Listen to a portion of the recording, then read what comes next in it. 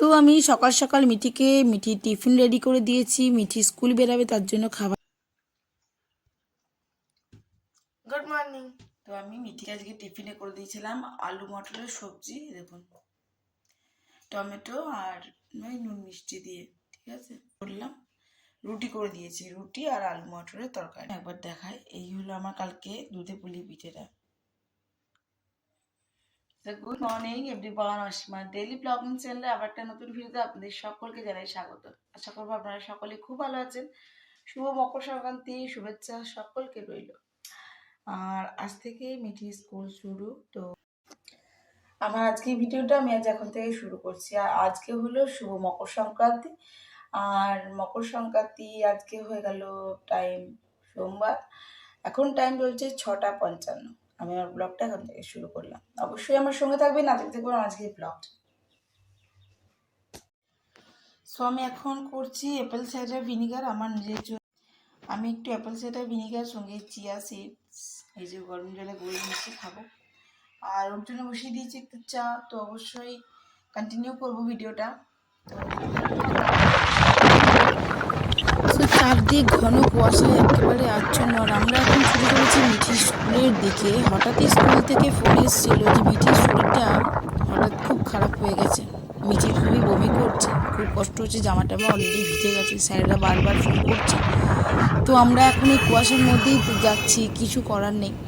আর সামনেকার রাস্তা একেবারেই দেখতে পাচ্ছিলাম না যে কি অবধি আসতে। আমি দেখতেই পাচ্ছেন এটা হলো গোপাল মাঠের লাস্টের দিকটা, মানে এবার শ্রীরামপুর উঠবে।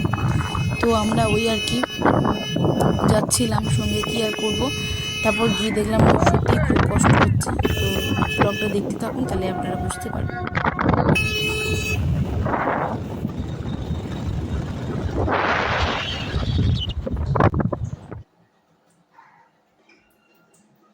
দেখুন আপনারা দেখেছিলেন মিঠি স্কুল গেছে, কিন্তু মিঠি স্কুল তো গেছিলো, কিন্তু গিয়ে খুব বমি স্কুলে। আবার আমরা এলাম, তো মিঠির স্কুল থেকে ফোন করলো স্যাররা আমাদেরকে নিয়ে যাওয়ার জন্য ওকে। দিয়ে ও প্রচণ্ড শরীর খারাপ, বমি করছে। তো আমি মাকে ফোন করেছিলাম, মা বললো যে আমার কাছে নিয়ে আয়, এখানে এখন রাখ, জামা কাপড়গুলো মাকে এসে দিয়েছি, একটু ওষুধ ফষুধ নিয়ে এসে দিয়েছি। আর মা ওকে নুন চিনি জল মুড়ি চটকে খাইয়েছে একটুখানি।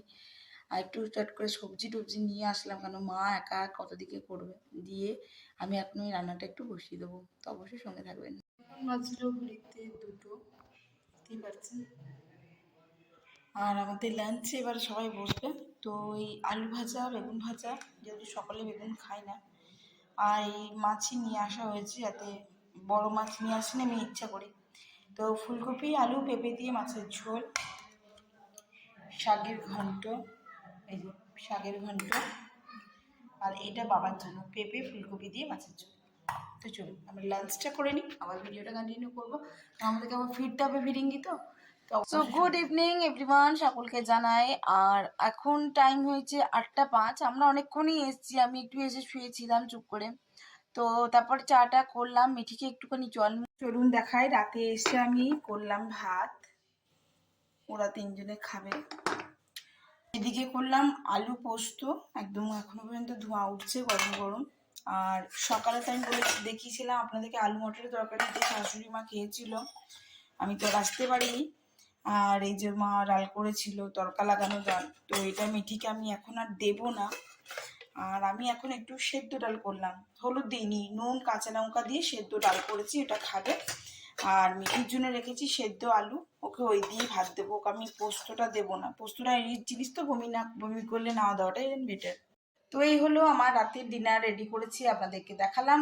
আর আমি গেছিলাম একটু মেডিসিন নিয়ে আসতে, মিঠি এখন পড়তে চলে গেছে টিউশন। আর আমি নিয়ে আসতে গেছিলাম একটু হজমের ওষুধ।